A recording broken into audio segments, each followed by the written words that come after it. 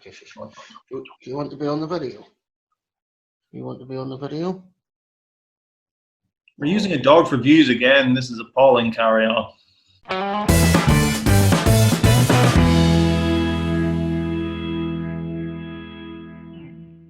Hello! Hello! Oh dear, what an ideal start. Start as you mean to go on. Fantastic.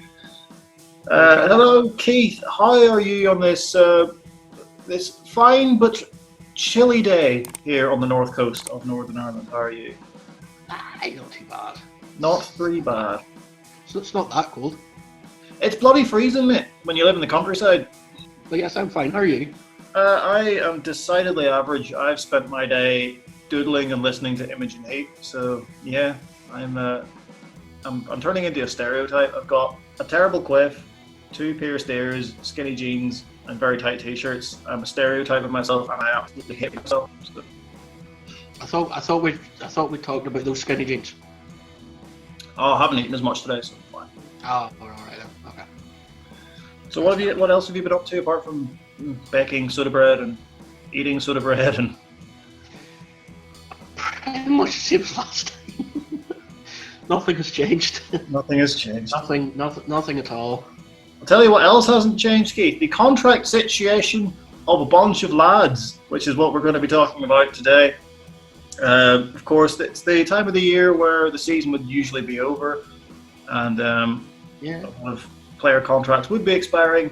And as it stands, that is still currently the case. Although with this pandemic, who knows, their contracts could be extended beyond the usual limits, depending on whether or not the season continues. But as it stands, there's a little lad out of contract, and we are going to discuss 3 each and state their case for why they should be kind of the most sought after of all the free agents. There is, as we said, a plethora, a smorgasbord, a veritable bunch of lads who are out of contract this summer. For example, we have the likes of Ryan Fraser out of contract at Bournemouth. I honestly don't rate it that highly, but there you go. Jan Vertonghen, David Silva, Benjamin Stambouli. Do you remember him? He's out of contract. Yes. And Pedro, of course.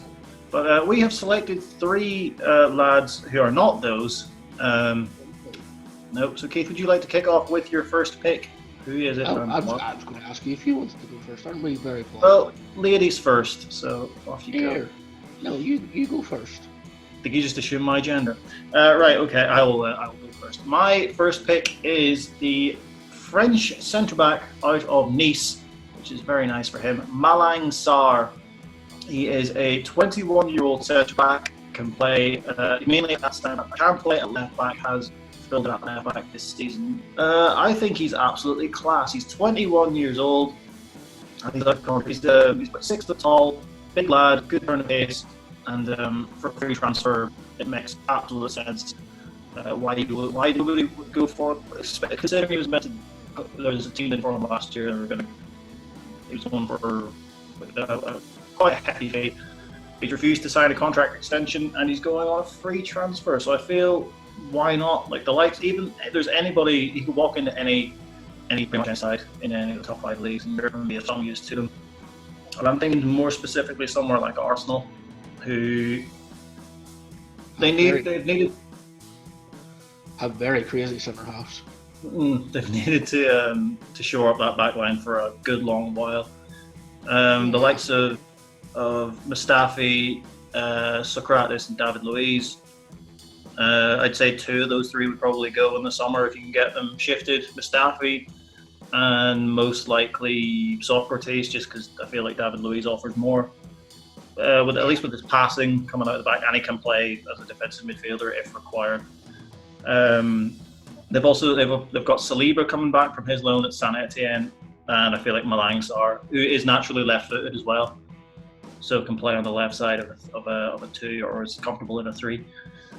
So, why the bugger not? Go for him. I think he's an absolute sleeper, and anyone who needs a centre half, and we all know centre halves are in huge demand in general. And here's one walking out on a free transfer who is of high quality. Good business for sort of mid-table teams. Like I said, he could do a job for anyone in any league, but higher than just mid-table, like, you know, sort of going up and towards the European bracket. Maybe for the higher teams, not necessarily a first choice regular, but you know, for some reason he screams Ajax to me for some reason, or Leipzig even. Yeah. But I don't think they necessarily need him as much as other sides do. We would take him. Jesus Christ, we could absolutely do with him, considering I think Fabian Schär has a year left on his deal. So that is my pick. That is my first pick of my three. Keith, who's your first pick of the out of contract lads? My first pick of the out of contract lads is going to be Willian. Willian out of Chelsea. I think basically, I mean, anyone who's watched the Premiership has seen the quality that Willian has. I mean, he's 31 years old, so he's still got a few years there anyway, if not more. You know, I'm sort of basing this kind of on maybe going somewhere in the Premiership rather than somewhere abroad, because, you know, we sort of know more about the Premiership than other leagues. 397 senior appearances. He's got 56 goals. He's 70 caps for Brazil.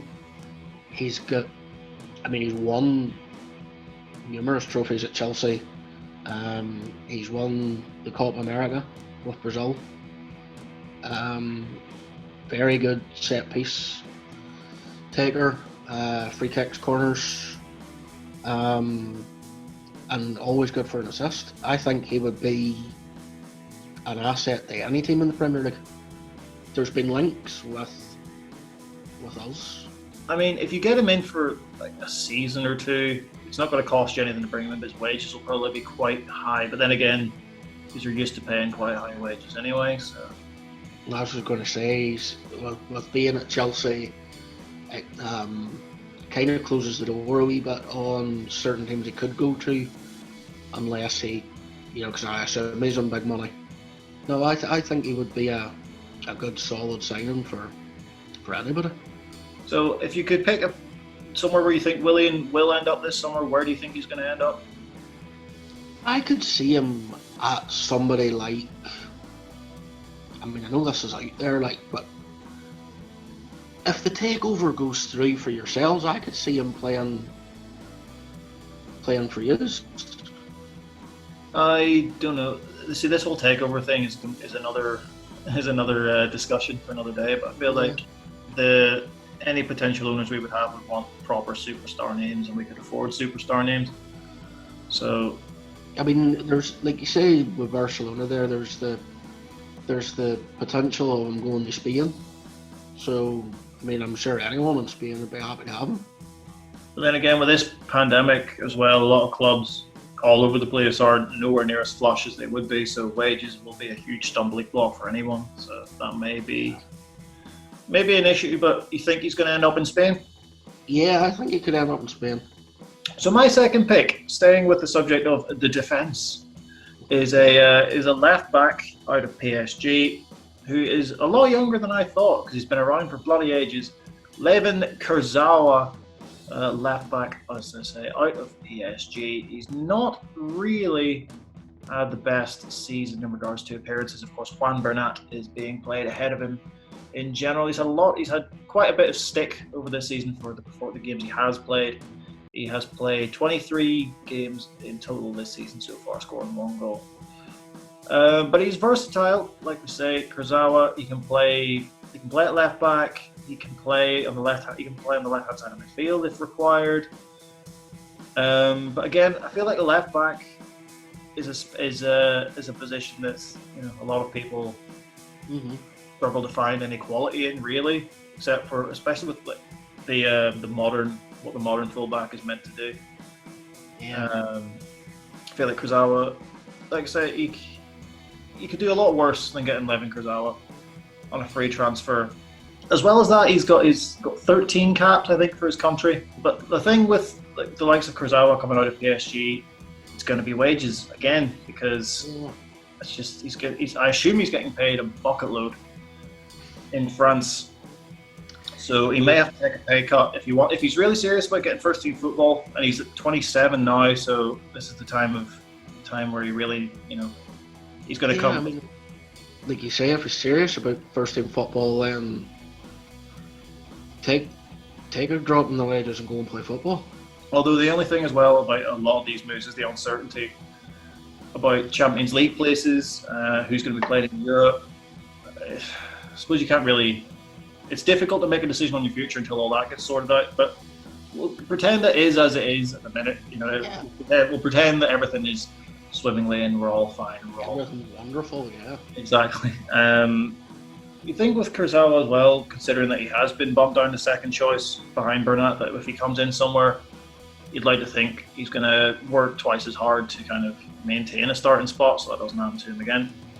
But then again, if he's going somewhere that's in desperate need of a left back, maybe then he'll just slot in as the starter.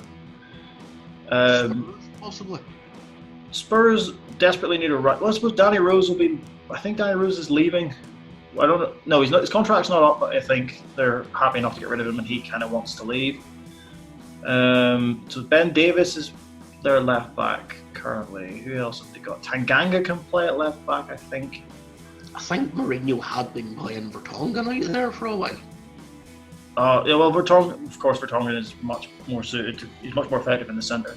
So you know what, Tottenham's not actually a bad shout, although they desperately need a right back more so than the left back. But yeah, Tottenham. We have a habit of letting the right backs go and then not replacing them. I can't really think Chelsea, but then I assume they would have other options.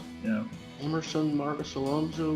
Because Marcus Alonso, I don't rate at all. Emerson, I do rate, but I don't think he could be a nailed-on starter. I just think Chelsea would have a bit of cash about, like they have. I'm sure they have targets that they would prefer to have, other than I mean, like if you can't, not to say that Kurzawa was not a good option, just like I think if you're wanting to build a young side, which I think Lampard is trying to do, there's a lot. There are options that you put ahead of the likes of Kurzawa if you're trying to build a younger side, as he is 27. Although part of me thinks he will stay in France. I don't know why. I don't know, to be honest. But yeah, Tottenham's not a bad shout. So moving on, I say moving on from Lemon Kurzawa, we're not really moving that far. Over to the other side of the pitch, actually. Over to the right-hand side, is it? Yes. Yes, My okay. second choice is Thomas Meunier. Thomas Meunier, also out of PSG. Also out of PSG. 28 years of age. 282 senior appearances. 37 goals, 40 caps for his country. For Belgium, 7 goals for his country. To be honest, like I have my notes wrote here, and the one thing I have in my wee blurb about him is, if we hadn't signed Aaron Wan-Bissaka, I'd have loved to have had him at Old Trafford. That was the thing last season as well. It was like that was the kind of discussion once the fact that you were going for Wan-Bissaka was like, oh, right, Wan-Bissaka or Meunier. A lot of people would put this time last year would have said Meunier, purely because of his experience edge, and that he's played a lot more. But I think Aaron Wan-Bissaka in the long term was the better option. I mean, Wan-Bissaka, I don't think he could have. I know it's a bit. Some people might think it's a bit much to say it, but I don't think he could have turned out any better. No, I think he's been, of the signings we made in the summer. Now I'll keep it to the summer. I think he was the best out of them. Yeah, but Meunier, I think, like you say, the experience there. He's played for PSG. Played Champions League games, played World Cup for Belgium. Plenty of experience there. I mean, like I said before, I think he'd be a quality signing for anybody. I mean, we were talking there about certain teams crying out for a right back. Well, there you go. I mean, there's one for free. He's 28. the thing with Meunier as well, he is he's very versatile on that right hand side. Plus, he's starting in that this kind of golden generation for Belgium. He's starting in that side, so it kind of proves the quality. There's no doubt that he has quality. It's just where could he go that would get the best out of him? Where could afford? It's again where could afford him. See, this is it again. I mean, coming from PSG, he's going to be on big money again. But the thing with that, I'm thinking of with the likes of Kurzawa and Meunier, they're guaranteed to win a title every year. They're guaranteed to pretty much win a domestic cup every year. They must have something in the back of their mind thinking, that why they want to leave that. Well, I mean, like with Kurzawa, if he's not getting, like if Bernat's come in and taking his place in the team, then maybe Kurzawa's just, well, I want to play football, so I'm leaving. I think from what we spoke about earlier that they need a right back. I think Spurs would be a great shout for him. Spurs would be, especially under someone like Mourinho, although Mourinho is very defensive, as you know all too well. He's a very defensive-minded coach. I don't know if Mourinho would be, especially in a free-flowing PSG team. But then again, they can afford to be free-flowing as, But I can't remember off the top of my head who the starting right back for Atletico Madrid is. Trippier? Who's that, sorry? Kieran Trippier? Is he starting? God. Maybe somewhere like Atletico Madrid, where you can have license to get forward. If you're playing under Simeone, who I imagine everyone would want to play under Simeone. I don't know if Meunier would necessarily fit into that style, but you could probably mould him into that. Yeah. European football's guaranteed. I assume they'd be able to afford his wages because they're not paying a transfer fee for him. Inter maybe, because they're desperate to seemingly snatch up anyone. God, there's so many places, but like in regards, I could see him in an Atletico Madrid shirt. I don't know why. So I will say he may end up at Atletico Madrid. Forgetting who, off the top of my head, who starts at right back for Atletico Madrid. Well, I will say I'll stick with Spurs. So, Keith, we're moving away from the defensive portion of the field and moving to the opposite bit. That's why I'm not a coach if I call it the opposite bit. As an attacking midfielder for my third and final choice, German World Cup winner scored the winner in a World Cup final. Funnily enough, it's Mario Götze out of Borussia Dortmund, which may be a bit of an odd choice considering he's got quite the injury record, but he is 27. He's going to turn 28 on the 3rd of June, so he'll be 28 by the time probably someone looks to really go and pick him up. We all know that Mario Götze is absolute class when he plays. Just getting him on the pitch is it's a no-brainer for me. He's 331 total club appearances, scoring 81 goals in that time from attacking midfield. He's got 17 goals in 63 games for Germany. This season alone, he's played 503 minutes in the Bundesliga, scored 3 goals, has a total average this season of 0.9 key passes per game, so essentially a key pass per game whenever he has played. So we all know that his key pass, his passing is a major part of Mario Götze's game. He likes to get stuck in as well. He can get stuck in. He likes to play short passes. He's very good at holding on to the ball. The only real thing that he's apart from his fitness in regards to being on the pitch, his aerial duels. But he's a little tiny man, that's not his game at all. But Mario Götze, it's like saying Juan Madison is not the best in the air. Well, he might. I mean, come on. See, he does have a 2017, I want to say, that he was he'd been diagnosed with an actual health issue.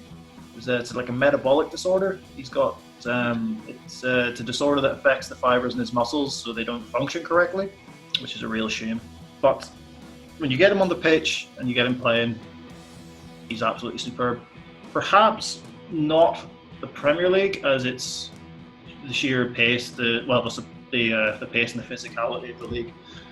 Wouldn't really suit his. It would suit his style of play, but it wouldn't really suit, obviously, his. We keep going back to it, but it is a big thing with his injury record. So somewhere that plays a little bit slower. Italy, of course, is always the go-to whenever you think of someone that plays a little bit slower. He hasn't played outside of Germany, so he might want a new challenge. Inter Milan, again, immediately springs to mind. But if there's one spot on the pitch they do not need, it's an attacking midfielder.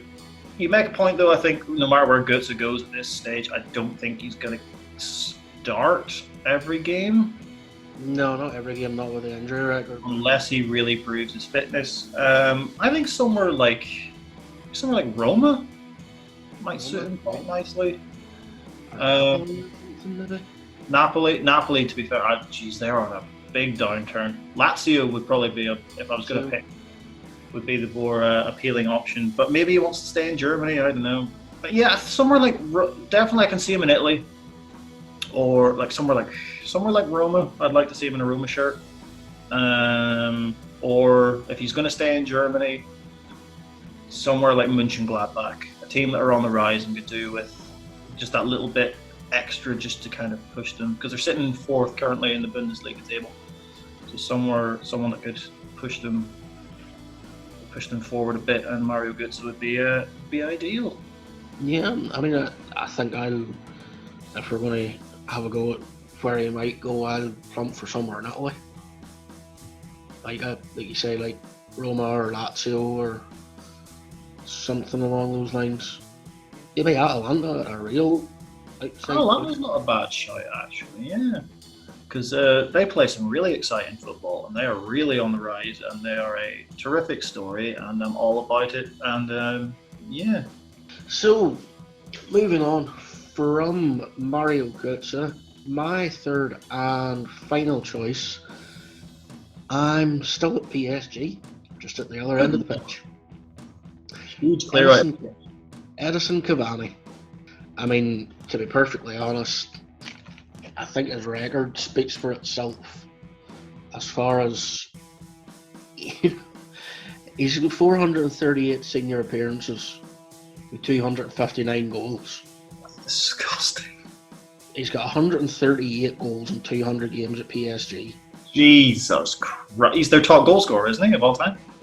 I think so. He's more than Ibrahimovic, I think. In 104 games at Napoli, he got 78 goals. Jesus Christ. And he's got 50 in 116 games for Uruguay. Those stats speak for themselves. I mean, he's 33 now. But the only thing is that he's 33 and he will command an extortionate wage. Because he figures this is going to be this will definitely be his last kind of hurrah, his last chance for a really big contract, so why not take the big money? An absolute asset to any team he goes to.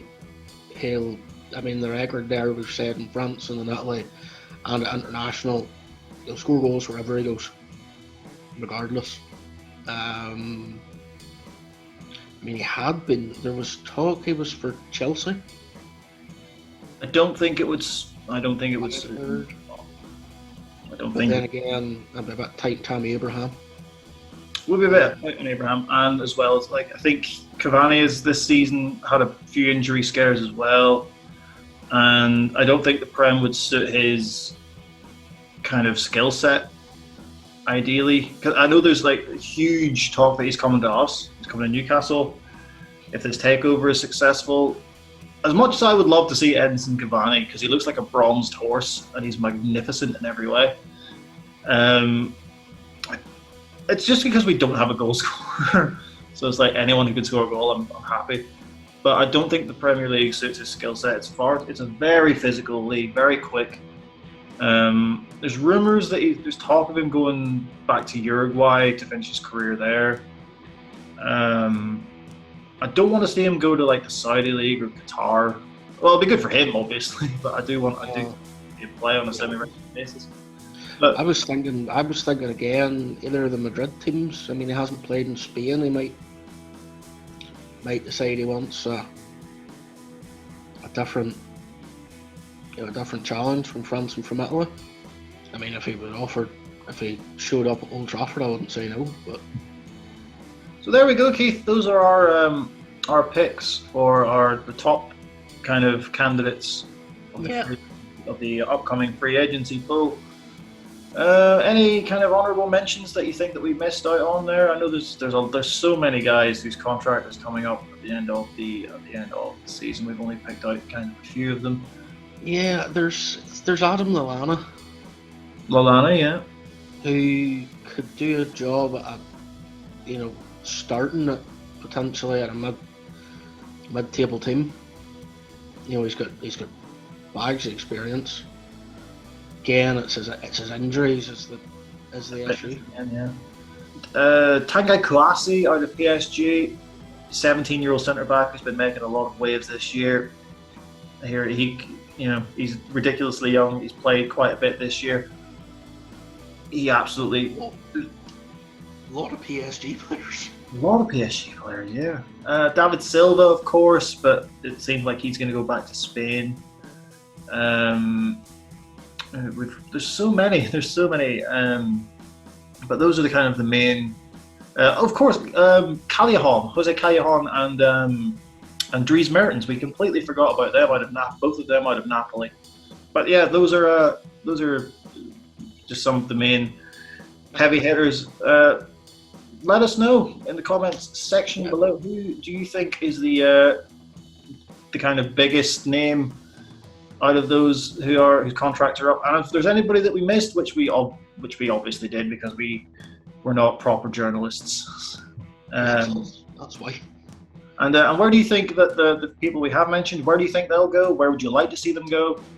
Let us know. Comments. That's what it's for. It's not just to call us crap. It's actually put your opinions in, which we want to hear. We really want to hear your opinions. Get a bit of conversation going in the comments section below. But while you're down in the comments section, there's a little button just up from that. It's a like button and it's a subscribe button. You can click those if you want. If you really want to, you should click them though. You really should, because you'd be taking a second out of your day to permanently make ours. Yeah, I've worked in marketing before. And also ring the bell for notifications. Ring the bell for notifications, of course, so as you're notified when we make new videos. Such as the Poddington Cast.